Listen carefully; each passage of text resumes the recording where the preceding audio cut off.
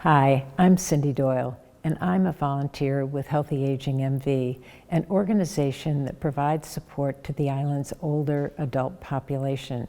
And I'm here today to talk about advanced care planning. And I'm guessing that if you're watching this video, you've already answered the question of why it's important to have an advanced care plan and have begun thinking about it, but maybe need some help getting started. It can be really overwhelming doing something that you've never done before, you've had no experience with, and especially answering the question of what is going to be most important to you at the end of your life. The reason I'm doing it is that my parents, in fact, did one. We had this document that they'd filled out. We even knew what kind of flowers they wanted at their memorial service, and I can't tell you how comforting and helpful it was to know that what we were doing was what they wanted. Two important points before we get started. The first is that anyone over 18 years of age should have designated someone to be their healthcare agent or their healthcare proxy and filled out a Massachusetts healthcare proxy form to give the doctor permission to talk to that person should you have an accident or a serious illness and can't speak for yourself. And the second is that none of this is set in stone. You can change your mind myriads of times, and in fact, you should take it out and revise it and update it over time, because what you want when you're 18 is very different than what you want when you're 35 or 55 or 80. So there are 3 steps in getting this done. The first is to designate somebody to be your healthcare proxy and to fill out the healthcare proxy form. Once you've designated someone to be your healthcare proxy, the thing you haven't done is told that person what your wishes are. So how do you decide what you want? The possibilities are endless. But the good news is that there are documents that have questions and some topics that you might want to think about. There's an advance directive, a personal directive, a medical directive, a living will.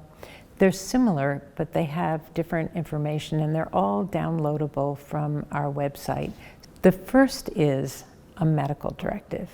And in that, you indicate what kinds of life-sustaining treatments you want to prolong your life or support your body in the event that it can't function on its own. The second thing you want to do is share the personal preferences you have for your treatment.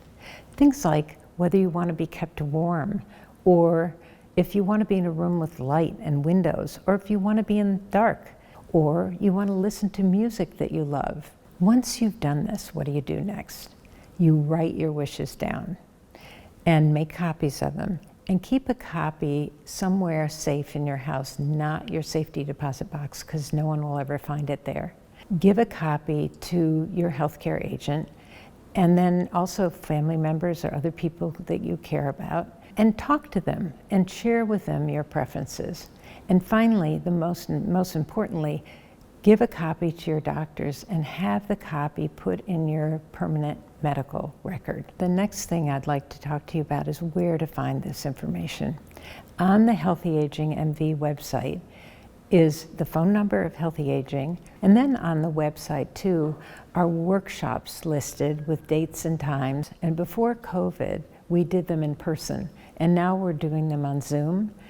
And on our website are listed dates and times of those workshops, and they're really helpful because you're with other people and hearing what they're thinking about and hearing their questions, and you can also get your questions answered. On the website are listed 3 organizations with lots of information and resources and videos.